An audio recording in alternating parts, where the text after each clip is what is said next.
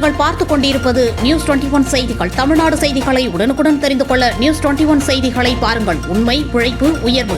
கோனூர் கிராமத்தில் மேல்மருவத்தூர் ஆதிபராசக்தி புதிய வழிபாட்டு மன்றம் துவக்க விழா. விழுப்புரம் மாவட்டம் கோனூர் கிராமத்தில் மேல்மருவத்தூர் ஆதிபராசக்தி புதிய வழிபாட்டு மன்றம் துவக்க விழா நடைபெற்றது.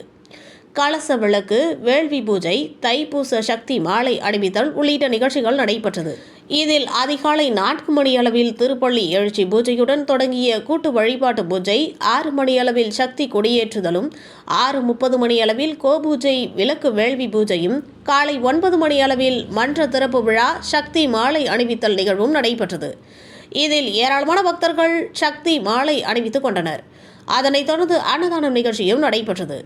இந்நிகழ்வில் செவ்வாடை தொண்டர்கள், உபயதாரர்கள் மற்றும் பக்தர்கள் என ஏராளமானோர் கலந்து கொண்டனர்.